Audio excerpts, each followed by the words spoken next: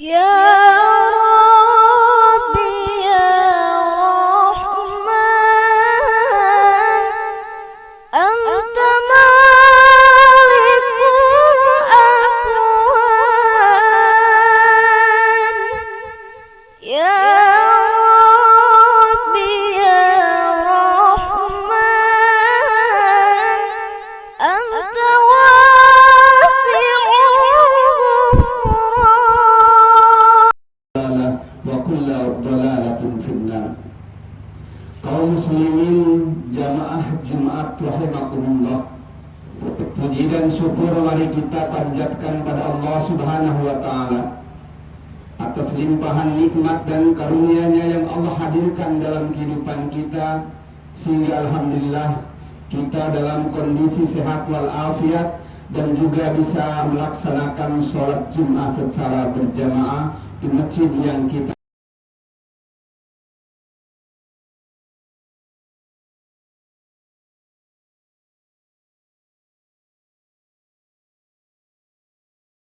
tentang masalah dunia saja.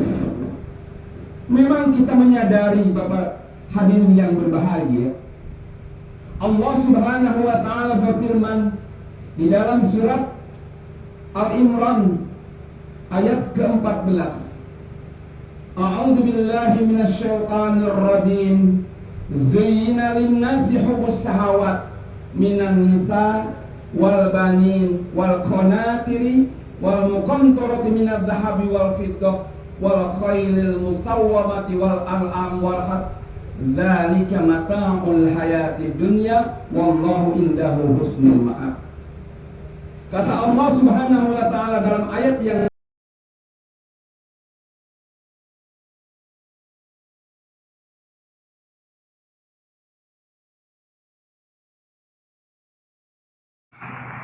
ada satu sarana yang Allah hadirkan bagi kita agar kita bersih daripada dosa, di mana syariat itu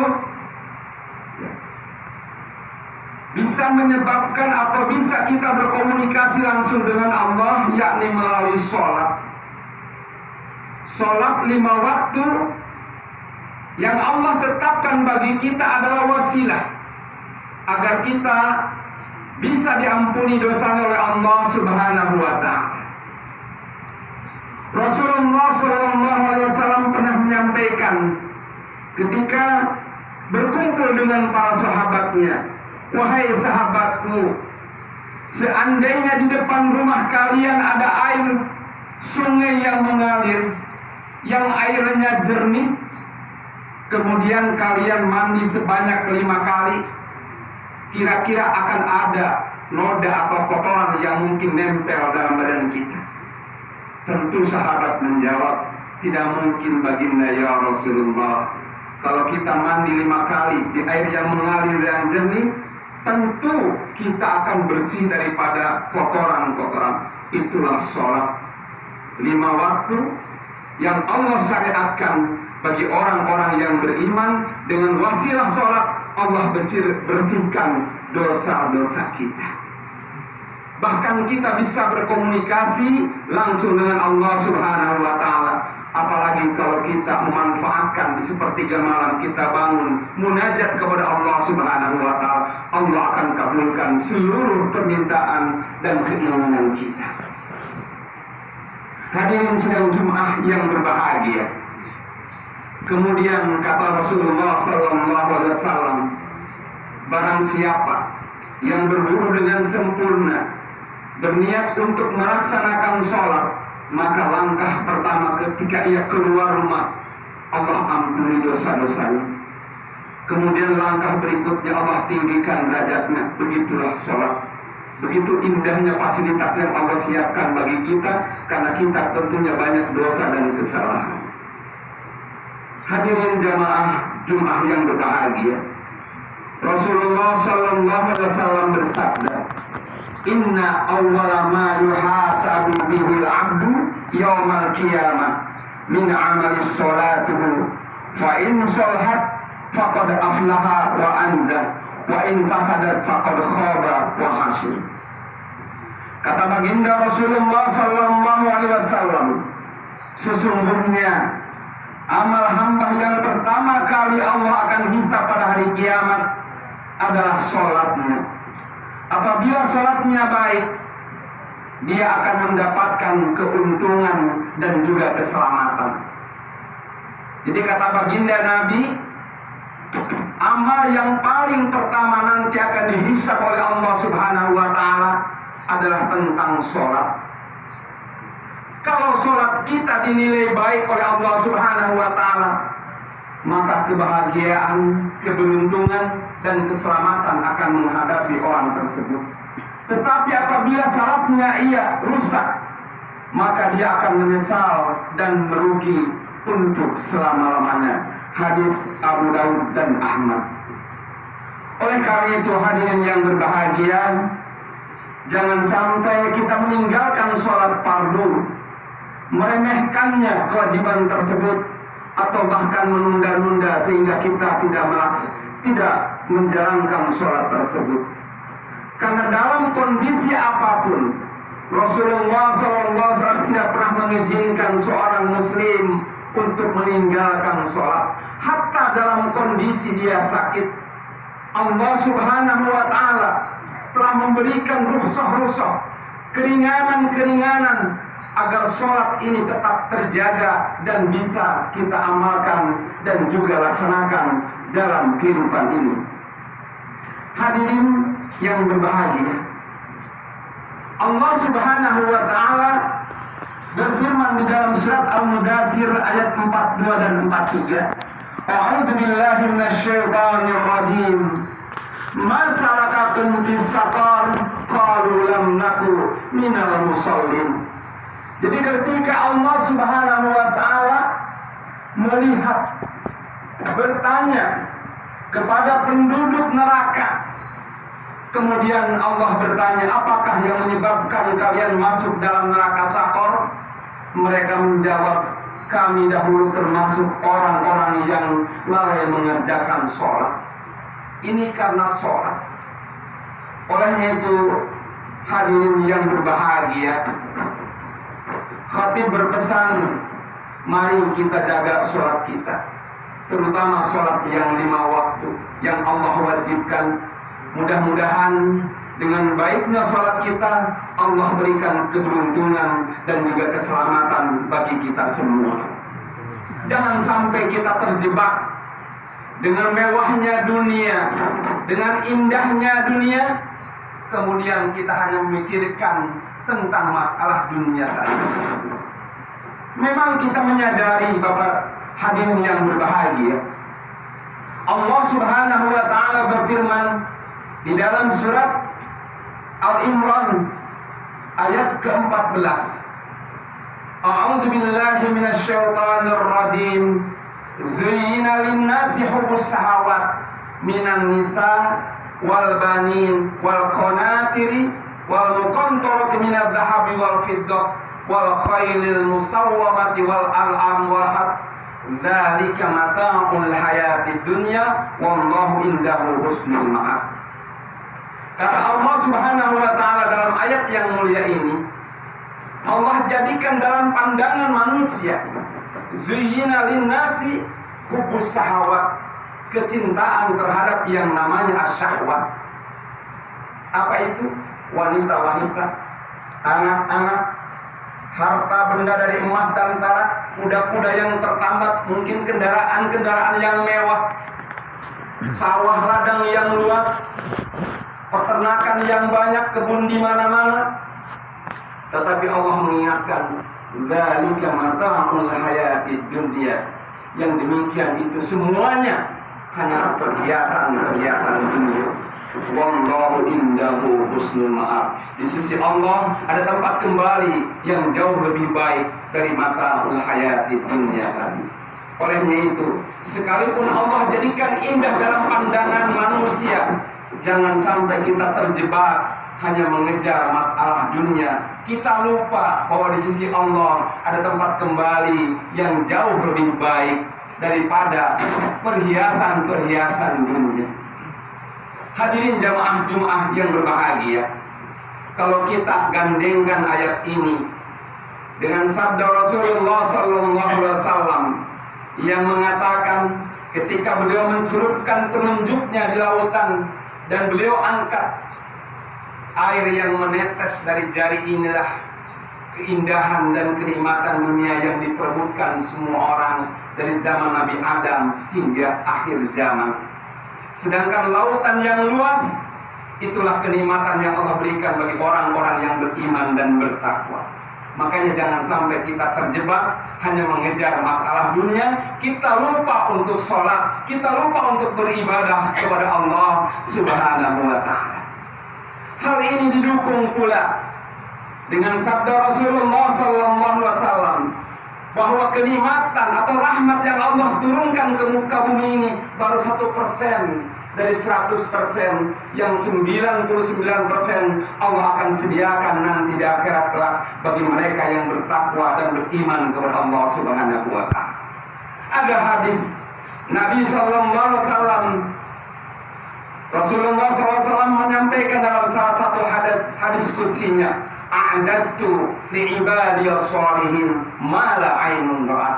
Allah sediakan bagi hamba-hambanya yang soleh suatu kenikmatan yang belum pernah dilihat oleh matanya, kenikmatan yang belum pernah terdengar oleh telinganya, bahkan tidak pernah terbayangkan oleh hatinya, oleh imajinasinya, karena memang tidak akan mampu membayangkan kenikmatan yang Allah sediakan. Bagaimana mungkin kita mampu? Nikmat yang kita rasakan sekarang ini hanya 1%, Pak, dibanding dengan kenikmatan yang 99% yang Allah akan bagikan bagi kita semua. Olehnya itu, marilah kita jadikan semasa hidup kita ini untuk senantiasa dekat dengan Allah Subhanahu wa Ta'ala, dan sarana yang untuk dekat dengan Allah adalah sholat. Olehnya itu, mari kita jaga sholat kita agar kita senantiasa dekat dengan Allah dan Allah ampuni dosa-dosa kita semua, sehingga Allah masukkan kita ke dalam surganya yang penuh dengan kenikmatan. Mudah-mudahan ini menjadi motivasi bagi kita. Sekali lagi, mari kita jaga sholat kita, kita tingkatkan ibadah kita kepada Allah Subhanahu wa Ta'ala agar Allah Subhanahu wa Ta'ala mengampuni dosa-dosa kita dan Allah masukkan kita ke dalam surganya yang penuh dengan kenikmatan. Hadirin sidang Jum'ah yang berbahagia, olehnya itu khatib menyimpulkan, mari jaga sholat kita. Mudah-mudahan sholat itu menjadi wasilah yang bisa menolong kita untuk bisa masuk surganya Allah Subhanahu wa Ta'ala. Ingat bahwa kekayaan, kemewahan yang kita dapatkan di dunia ini, tinggi jabatan apapun di dunia ini, hanyalah perjuangan selama kita di dunia.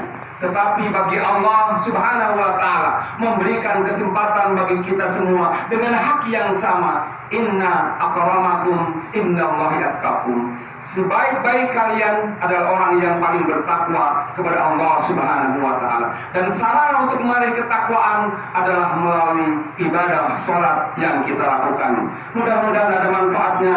Barakallahu li wa lakum fil Qur'anil Karim wa nafa'ni wa iyyakum bima fihi minal ayati wa dzikril hakim wa taqabbala minni wa minkum tilawatahu innahu huwal ghafurur rahim. Allahumma shalli wa sallim wa zid wa atim wa taqabbal.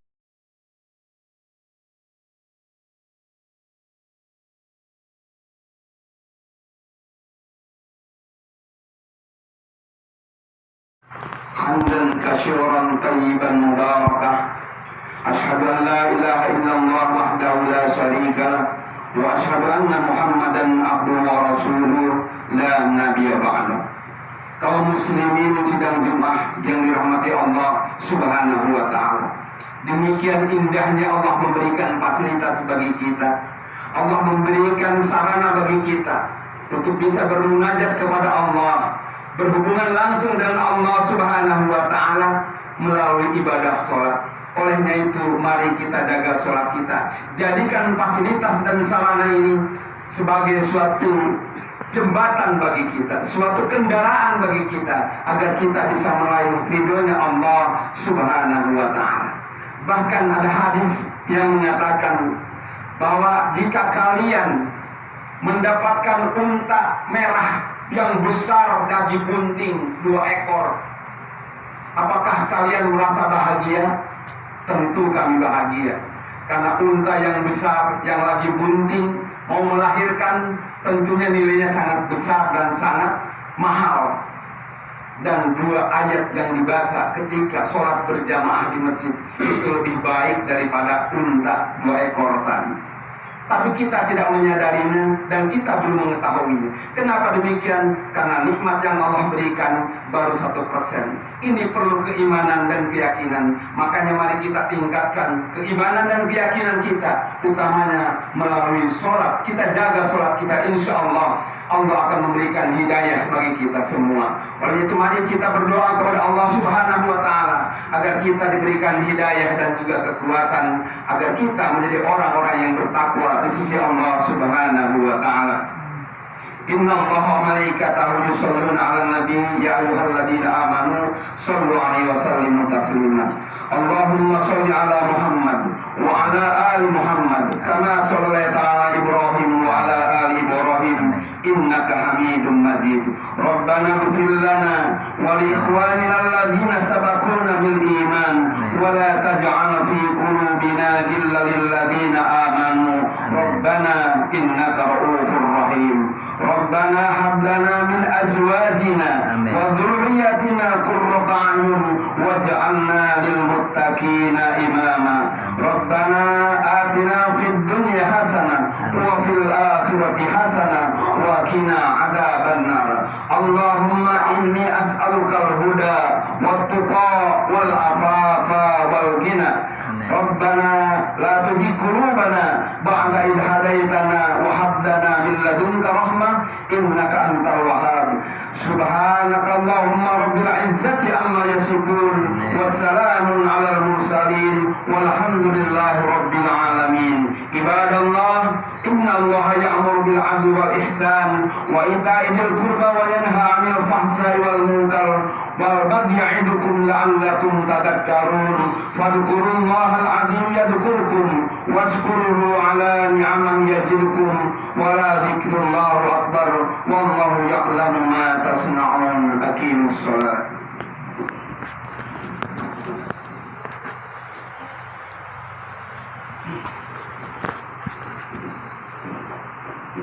Allahu Akbar, Allahu Akbar. Asyhadu an la ilaha illallah, asyhadu anna Muhammadar Rasulullah. Hayya 'alas shalah, hayya 'alal falah. Qad qamatis shalah, qad qamatis shalah. Allahu Akbar, Allahu Akbar. La ilaha illallah.